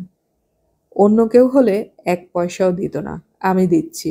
হাজার হোক তোমরা নিজের পয়সায় ট্রেনের টিকিট কেটে এখানে এসেছ, তাই যা খরচ করেছ তার অনেক বেশি দিচ্ছি। সুব্রত বলল, সে কি? প্রথমে কথা হয়েছিল আপনারা 5 দেবেন। পরে বাবলু বলল, 1 কম হবে, 400 বদলে 50 দিচ্ছেন। 400ই দিতাম যদি খেলাটা শেষ হতো। রিপ্লে হবে, আবার এই ম্যাচের জন্য আমাকে খরচ করতে হবে। এক জিনিসের দাম দুবার দেয়া যায় না। খেলা বন্ধ হবার জন্য আমরা দায়ী নই। আমাদের যা দেবেন বলে এনেছেন তাই দিতে হবে। পেমেন্ট নিয়ে ঝামেলা করবেন না। দেবুদা হাসলেন। খেলা বন্ধ হবার জন্য তোমার বন্ধু দায়ী। আমি ছিলাম বলে ও প্রাণে বেঁচে গেল। কোথায় সেই কারণে কৃতজ্ঞ হবে তা নয়, আবার চোখ রাঙাচ্ছ? কি বাবলু, ওদের একটু বুঝিয়ে বলো। দেবুদা সামনে থেকে সরে গেলেন। সুব্রত আরো কিছু বলতে যাচ্ছিল, কিন্তু স্বপ্নাশিস তাকে বাধা দিল। ছেড়ে দে। ছেড়ে দেবো মানে? তুই জানিস না, কোনো না কোনো অজুহাত দেখিয়ে টাকা মেরে দেয়া হয়। তাহলে ডাকলে আসিস কেন? চল ফিরে যাই। বাবলু বলল, সুব্রতদা, বাবা তোমাকে বাড়ি ঘুরে যেতে বলেছে। আজ সম্ভব নয়, মেজাজ ভালো নেই। অনেকক্ষণ ধরে সাহস হচ্ছিল না বলে স্বপ্নাশিস ব্যালকনির দিকে তাকায়নি। মাঠ ছেড়ে আসার সময় সে আর চোখে তাকালো। ব্যালকনি ফাঁকা, বাড়ির সামনেও ভিড় নেই। বাবলুরা ওদের স্টেশনে পৌঁছে দিয়ে গেল। নৈহাটি লোকালে বসে স্বপ্নাশিসের মনে হলো এভাবে চলে আসা ঠিক হলো না। ট্রেন তখন কাকিনাড়া ছাড়িয়েছে। সে বলল, আমার ক্ষমা চাওয়া উচিত ছিল। ইস। সুব্রত অবাক হলো। কার কাছে ক্ষমা চাইবি? ওই যে যে আহত হয়েছে আমার জন্য। এটা তো মিনিমাম ভদ্রতা। রাখ, চিনি না জানি না, ক্ষমা চাইতে গেলে অপমান করতে পারতো। না, আমার তা মনে হয় না। দেখে খুব মার্জিত ভদ্র বলে মনে হয়েছে। তুই পিচে দাঁড়িয়ে দূরের ব্যালকনির একটা মেয়ের মধ্যে অত গুণ আবিষ্কার করলি? বাহ, পিচে দাঁড়িয়ে হবে কেন? আমরা তো একসঙ্গে ট্রেনে ফিরেছিলাম। হ্যাঁ? মাই গড! লাফিয়ে উঠল সুব্রত। সেই মেয়েটা নাকি? স্বপ্নাশিস বিমর্ষ মুখে তাকালো।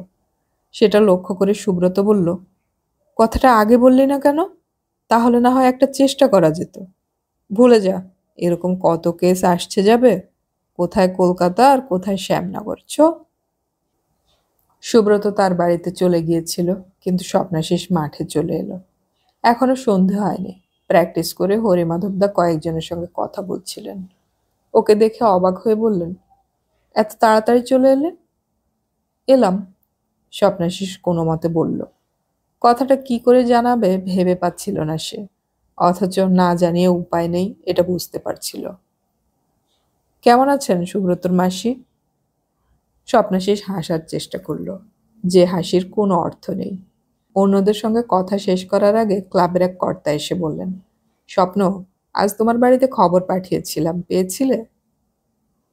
হ্যাঁ, আমাকে একটু কলকাতার বাইরে যেতে হয়েছিল। ও, কিন্তু তোমার বাবা কি চান না যে তুমি খেলাধুলা করো? ঠিক তা নয়। যাকগে, তোমার জন্য কিছু জিনিস রয়েছে, ক্লাব থেকে নিয়ে যেও। কি জিনিস? খুব সামান্য, নিজেই দেখো। ভদ্রলোক চলে গেলেন। অন্যদের সঙ্গে কথা শেষ করে হরিমাধবদা সামনে এলেন। কিছু বলবি? হ্যাঁ, কিন্তু আপনি রাগ করতে পারবেন না। আশ্চর্য, রাগ করার মতন কিছু হলে আমি হাসি মুখে দাঁড়িয়ে থাকবো? কি ব্যাপার? আমি সুব্রতর মাসিকে দেখতে যাইনি। ওর কোনো মাসি নেই। তাহলে? হরিমাধবদা অবাক। সুব্রতর সঙ্গে শ্যামনগরে গিয়েছিলাম। সুব্রত ওর মামাতো ভাইকে কথা দিয়েছিল বলে আমাকে জোর করে নিয়ে গিয়েছিল 30 ওভারের ম্যাচ খেলতে। হাঁ করে তাকিয়ে থাকলেন হরিমাধবদা। তারপর জিজ্ঞাসা করলেন, কত টাকা পেলি? টাকা পাইনি, ম্যাচ ভণ্ডুল হয়ে গিয়েছিল। কোচের মুখের দিকে তাকাতে পারছিল না সে। সে কিন্তু কথাটা বলে ফেলে যেন বেঁচে গেল। তুই আমার সঙ্গে মিথ্যাচার করলি কেন স্বপ্ন? বিশ্বাস করুন, আজ সকালের আগে আমি জানতামই না। আমি তোদের বলিনি ওসব খেলতে কখনো যাবি না। আমি কখনো খেলিনি, কখনো খেলবো না। কি করে বিশ্বাস করি? আগামীকাল ম্যাচ। আজ খেপ খেলতে গিয়ে তুই আহত হতে পারতিস। বিকেলে টিমের সবাই এলো, শুধু তোরা দুজন এলি না। কি ভেবেছিস তোদের ছাড়া টিম চলবে না? সিএবিতে একটু আধটু তোদের কথা হচ্ছে শুনেই ধরাকে সরা ভেবেছিস? না, তোদের সঙ্গে সম্পর্ক রেখে কোনো লাভ নেই। হরিমাধবদা ঘুরে দাঁড়ালেন। ছুটে এসে ওর হাত ধরল স্বপ্নাশিস। মাফ করে দিন প্লিজ। আমি জানতাম ও মাসিকে দেখতে যাবে। সকালে আপনি চলে যাওয়ার পর ম্যাচের কথা জানতে পারলাম। নিজে দোষ করে এখন বন্ধুকে ফাঁসাচ্ছিস? ঢোক গিলল স্বপ্নাশিস। ব্যাপারটা তো তাই, কিন্তু সে তো মিথ্যা বলছে না। হরিমাধবদা হাঁটছিলেন মাঠের মাঝখান দিয়ে। স্বপ্নাশিস পাশে চলছিল। বিড়বিড় করছিলেন হরিমাধবদা। সিনসিয়ারিটি নেই, এখন থেকেই তোরা ডিসঅনেস্ট। অত টাকার দরকার? তোর তো অবস্থা খারাপ নয়, তবু খেপ খেলতে গেলি। একজন প্লেয়ারের অহংকার বোধ থাকা দরকার। খেলা ভণ্ডুল হলো কেন? শেষ প্রশ্ন এমন আচমকা যে উত্তর দিতে গিয়ে কথা খুঁজতে হলো। মানে আমি 6 মেরেছিলাম, বলটা উঠে গেল ওপরে, গিয়ে একটি মেয়ের গায়ে লাগলো, আর সঙ্গে সঙ্গে সবাই হৈ হৈ করে মাঠে ঢুকে পড়ল। আশ্চর্য! 6 কেউ দেখে শুনে উন্ডেড করবে বলে মারতে পারে না? তোর টিমের অন্য সবাই প্রতিবাদ করলো না, নাকি টিম হারছিল? আমরাই ভালো পজিশনে ছিলাম। দেবুদা মানে টিমের ম্যানেজার প্রতিবাদ করেছিলেন, কিন্তু তবু খেলা হয়নি। দেবুদা? শ্যামনগরের দেবদত্ত? টাইটেল জানি না, তবে আপনাকে চেনে। বাহ, সুনাম বাড়িয়ে এসেছো। মেয়েটা কেমন আছে? দেখিনি। দেখিসনি? তোর হিটে যে মেয়েটা উন্ডেড হলো, সে কেমন আছে তা না দেখে চলে এসেছিস? তোদের কি সৌজন্যবোধ নেই? ছি ছি ছি ছি। হরিমাধবদা খেপে গেলেন। পশুর মতো কাজ করেছিস। কালে গিয়ে খোঁজ নিবি। কাল তো ম্যাচ। নো, এই ম্যাচে তুমি খেলছো না। পানিশমেন্ট। তোমার কথা যদি সত্যি হয় তাহলে সুব্রত 2টো ম্যাচে বসবে। হন হন করে এগিয়ে গেলেন হরিমাধবদা। ক্ষোভে দুঃখে চোখ উপচে জল গড়িয়ে এলো। প্রথমে সুব্রত, তারপরে হরিমাধবদার ওপর রাগ হলো ওর। সুব্রত অহেতুক ঝুঁকি নিয়েছিল, কিন্তু হরিমাধবদার কাছে সব কথা খুলে বলার পরও তিনি তাকে শাস্তি দিলেন। অন্যায় করে স্বীকার করলে ক্ষমা করতে পারা যায় না? সে যদি না বলতো তাহলে আগামীকালের ম্যাচে অনায়াসেই খেলতে পারত। বড় ক্লাবের সঙ্গে ম্যাচ। একটা সেঞ্চুরি করতে পারলেই সিএবির ভালো নজর পড়ত। এইসব ম্যাচের দিকেই ওরা তাকিয়ে থাকে। সুযোগটা হাতছাড়া হওয়া মানে অনেক পিছিয়ে যাওয়া। ক্লাবে প্লেয়ার লিস্ট তৈরির ব্যাপারে হরিমাধবদাই শেষ কথা। তিনি অন্য কিছুতে নাক গলান না, ক্লাব রাজনীতিতে থাকেন না, কিন্তু কাকে কোন ম্যাচে খেলাবেন সে ব্যাপারে কোনো অনুরোধ কানে নেন না। কি করা যায়? মাঠের মাঝখানে দাঁড়িয়েছিল স্বপ্নাশিস। এমন সময় কেউ তার নাম ধরে চেঁচিয়ে ডাকলো। সে দেখলো ক্লাবের সামনে দাঁড়িয়ে মালি হাত মারছে। কাছে যাওয়া মাত্র মালি বলল, তোমাকে সেক্রেটারি বাবু ডাকছে। স্বপ্নাশিসের খেয়াল হলো, বাড়ি যাওয়ার আগে তাকে দেখা করে যেতে বলা হয়েছিল। ওদের ক্লাবের সেক্রেটারির নাম সুনীল চ্যাটার্জি। এককালে ক্রিকেট খেলতেন, এখন নামকরা উকিল। ভেতরে গিয়ে সামনে দাঁড়ালে সুনীলবাবু বললেন, এই প্যাকেটটা তোমার জন্যে। বাড়িতে গিয়ে দেখো। সুনীলবাবু হাসলেন। স্বপ্নাশিস প্যাকেটটা নিল, বেশ ভারী। তারপর বেরিয়ে পড়ল। তখন সন্ধে হয়ে গেছে। দ্রুত পা চালিয়ে বাড়িতে পৌঁছাতেই চারপাশে আলো জ্বলে উঠল। পিতৃদেব বসে আছেন বাইরের ঘরে। দেখা মাত্র প্রশ্ন ছুটে এলো, রাজকার্য শেষ হলো? স্বপ্নাশিস দাঁড়ালো। এর উত্তর তার জানা নেই। কোথায় ছিলে সারাদিন? খেলা ছিল। শোনো, তোমাকে একটা সিদ্ধান্ত নিতে হবে। খেলবে না পড়বে? দুটোই। 2 নৌকা পা রাখলে কি হয় তা জানো তো? খেলে কি হাতি ঘোড়া হবে? কলকাতায় খেলে কেউ টেন্ডুলকার হয় না। চাকরি বাকরি পাবে? পেতেও পারি। হাতে ওটা কি? ক্লাব থেকে দিয়েছে, খুলে দেখিনি। খোলো। অতএব প্যাকেট খুলতে হলো। প্রথমে বের হলো এক জোড়া জুতো, তার মাপের, বেশ হালকা এবং দামি, দৌড়াতে আরাম লাগে। সেই সঙ্গে 2 জোড়া মোজা। What is this? Sports shoe. Club তোমাকে জুতো দিল কেন? জানি না, আমি দিতে বলিনি। তোমার খেলার জুতো নেই? আছে, তবে অবস্থা ভালো নয়। জুতো দান নেওয়া কখনো উচিত নয়, তবে নিয়ে যখন এসেছো তখন আর কি করা যাবে। যাও, তোমার দাদাকে এখানে পাঠিয়ে দাও। ভেতরে ঢুকে যেন বেঁচে গেল স্বপ্নাশিস। দেবাশিসের ঘরের দরজায় পৌঁছে দেখল সে বিছানায় উপর হয়ে শুয়ে পড়ছে। কোনো কোনো ছেলেকে দেখলেই বোঝা যায় ভালো ছাত্র। দেবাশিস ঠিক সেই ধরনের। স্বপ্নাশিস বলল, দাদা, তোকে বাবা ডাকছেন। দেবাশিস ঘাড় ফিরিয়ে ভাইকে দেখল।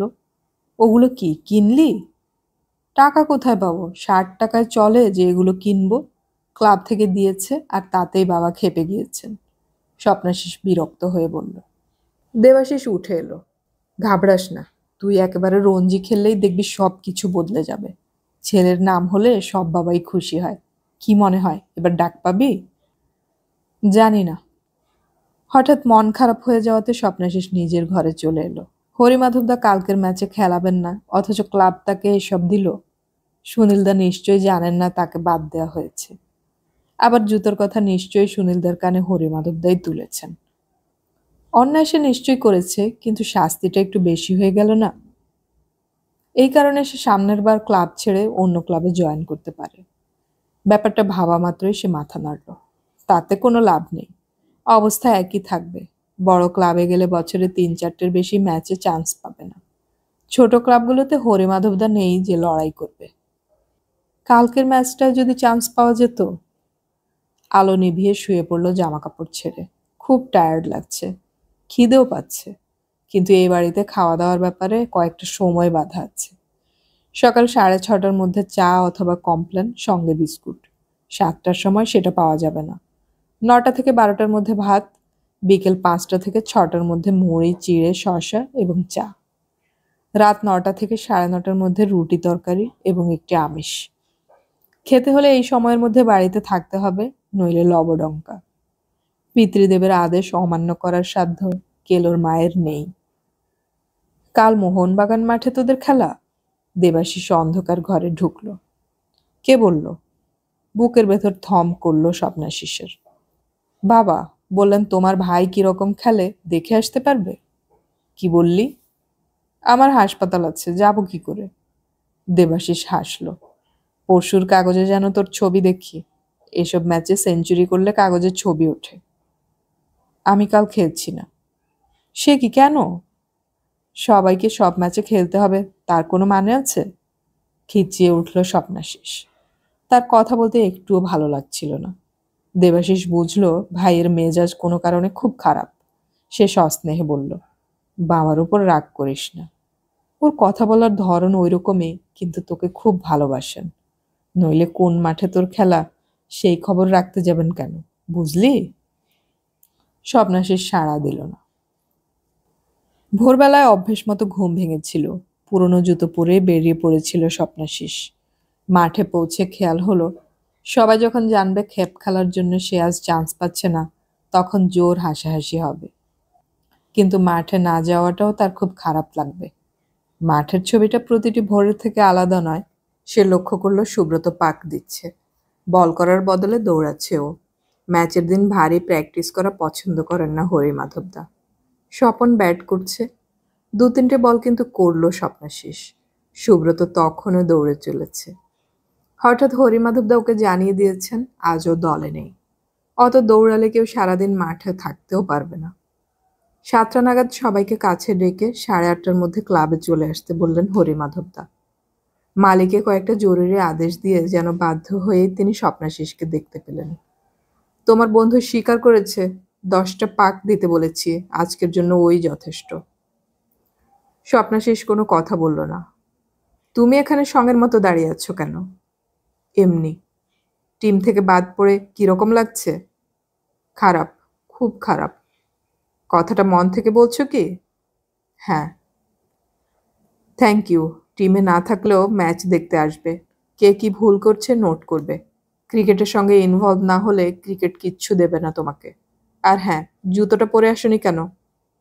এমনি। এই সময় সুব্রত এলো হাঁপাতে হাঁপাতে। এসে বলল, সরি স্বপ্ন, আমার জন্য তুই শাস্তি পেলি। আমার খুব খারাপ লাগছে।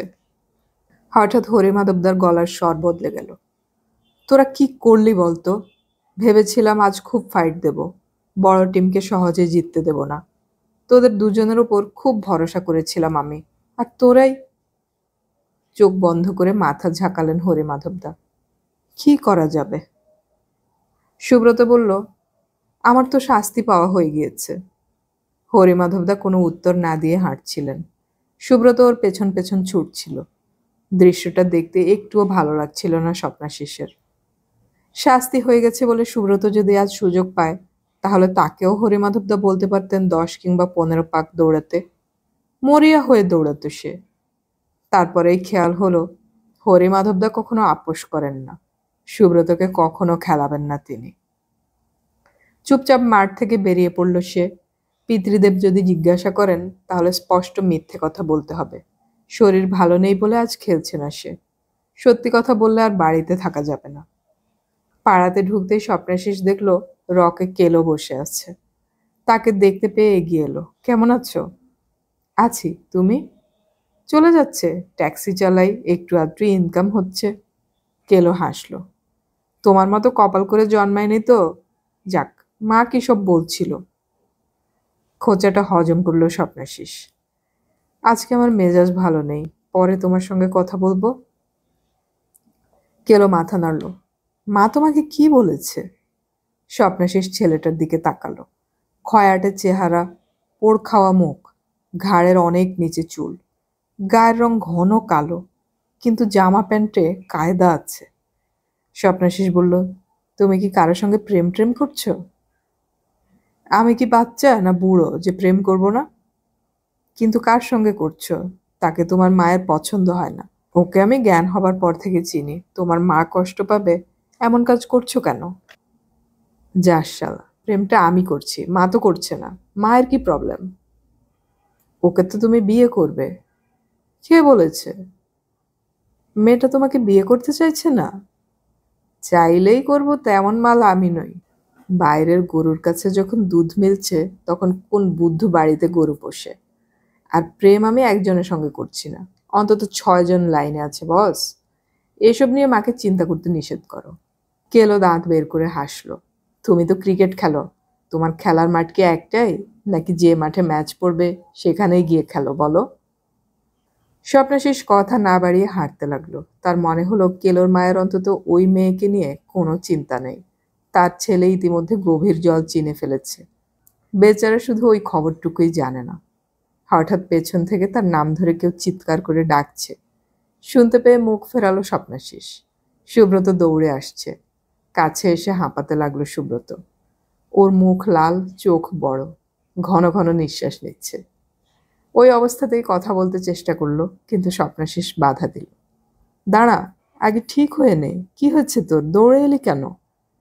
ততক্ষণে বুকে বাতাস নিয়েছে সুব্রত। হাঁপাতে হাঁপাতেই বলল, তোকে রেডি হয়ে মাঠে চলে যেতে বলেছে হরিমাধবদা, তুই আজ খেলবি। হঠাৎ যেন পৃথিবীটা কিরকম হয়ে গেল। দু হাতে বন্ধুকে জড়িয়ে ধরে স্বপ্নাশিস চেঁচিয়ে উঠল, সত্যি বলছিস? সুব্রত মাথা নাড়ল।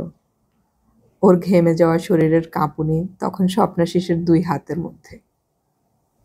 কি করে হলো? হয়ে গেল? দোষ তো আমার, তোর নয়। তুই? না, আমাকে 2টো ম্যাচ বসতে হবে। সুব্রতর দিকে তাকালো স্বপ্নাশিস। নিজের সুযোগ পাওয়া নিয়ে বিন্দুমাত্র না ভেবে তার খবর দিতে এভাবে ছুটে এসেছে ও। হয়তো সে যাতে সুযোগ পায় তার জন্য হরিমাধবদাকে এতক্ষণ ধরে বুঝিয়ে রাজি করিয়েছে। অথচ তখন সে ভেবেছিল নিজের জন্য সুব্রত হরিমাধবদার পেছনে ছুটছিল। একই অন্যায়ের 2 রকম ফল হবে কেন? স্বপ্নাশিস আপত্তি করল। বাজে কথা বলিস না, তোকে প্রচণ্ড ভালোবাসে হরিমাধবদা। যা, তাড়াতাড়ি তৈরি হয়ে নে, আমি মাঠে থাকবো, জলদি যা। সুব্রত ফিরে গেল। টিম হারল, কিন্তু 82 রানে স্বপ্নাশিস আউট হবার আগে পর্যন্ত মনে হচ্ছিল বড় দলের কপালে দুর্ভাগ্য আছে। প্রথম 3টে ওভার একটু ঝামেলা হয়েছিল। বল বুঝতে অসুবিধে হচ্ছিল, সেই সঙ্গে টেনশন ছিল খুব। 3 ওভারের সময় বোলারের মাথার উপর দিয়ে তাকিয়ে মাঠের বাইরে যেন ব্যালকনি দেখতে পেল সে। অথচ ময়দানের খেলায় গাছগুলোকে ব্যালকনি ভাবার কোনো কারণ নেই। সঙ্গে সঙ্গে জড়তা কেটে গেল। ব্যালকনি গাছ হয়ে গেল বটে, কিন্তু ব্যাট থেকে রান আসতে লাগলো। ইতিমধ্যে 6টা উইকেট পড়ে গেছে, কিন্তু বাকি 50 রান করতে কোনো অসুবিধা হবে না বুঝতে পারছিল স্বপ্নাশিস। ওভারের আগে নতুন ব্যাটসম্যানকে সে বলেছিল শেষ বলে সিঙ্গল নেবে, তা চুরি করে হলেও। বেশি বল খেলতে চায় এখন থেকে। 2-2 পর শেষ বল এলো। লেগ স্টাম্পের বাইরে বল ছিল। ঘোরাতে চেয়েছিল স্বপ্নাশিস, ঠিক ব্যাটে বলে হলো না। উইকেট কিপারের পাশ দিয়ে যে বলের যাওয়ার কথা ছিল সেটা যে কি করে মিড অনে যায় তা বুঝতে পারার আগেই দেখলো পার্টনার ছুটে আসছে রান নিতে। অতএব স্বপ্নাশিসকেও ছুটতে হলো। ক্রিজে পৌঁছাবার আগেই ছোড়া বল উইকেট উড়িয়ে দিল। স্বপ্নাশিস দেখলো বিপক্ষ উল্লাসে লাফাচ্ছে। যে বলে রান নেই সেই বলে পার্টনার কেন যে রান নিল ভাবতেই মনে হলো দোষ তার। সেই ওকে নির্দেশ দিয়েছিল চুরি করে হলেও রান নিতে। মাথা নিচু করে যখন বেরিয়ে আসছে তখন প্রচুর হাততালি, কিন্তু সেটাই অসহ্য মনে হচ্ছিল। বেঞ্চিতে গিয়ে বসে চোখ বন্ধ করলো স্বপ্নাশিস। প্যাড খুলতেও ইচ্ছে করছিল না। অনেকেই কাছে এসে ওয়েল ডান বলে গেল, কিন্তু সে জানে যা ক্ষতি হবার হয়ে গিয়েছে। এক সময় হরিমাধবদার সামনে এলেন। দোষটা কার? মুখ হাত থেকে সরালো না সে। আমার। তোকে কতবার বলেছি যে বলে রান নেই সে বলে রান নিতে চাওয়া মানে সুইসাইড করা। স্বপ্নাশিস চোখ খুলল না, জবাবও দিল না। হরিমাধবদা ধমকালেন, চোখ খোল, প্রবলেম ফেস করতে শেখ। চোখ বন্ধ করলেই সবকিছু এড়িয়ে যেতে পারবি। চোখ খুলল স্বপ্নাশিস, কিন্তু আমার জন্য তো টিম। নেক্সট টাইম দেখা যাবে। আজই কলকাতার ক্রিকেট শেষ হয়ে যাচ্ছে না, শুধু আজকের অভিজ্ঞতাটা মনে রাখিস। হরিমাধবদা কথাগুলো বলতেই পাশ থেকে একজন বলল, স্বপ্ন তো অসীমের কলে রেসপন্স করেছে, ওর কি দোষ? হরিমাধব দাঁড়িয়ে গেলেন। এক্ষেত্রে ওর উচিত ছিল দাঁড়িয়ে থেকে অসীমকে আউট করে দেয়া। নতুন ব্যাটসম্যানের চেয়ে সেট হয়ে যাওয়া ব্যাটসম্যানের ক্রিজে থাকা টিমের পক্ষে অনেক জরুরি। হরিমাধবদা দাঁড়ালেন না।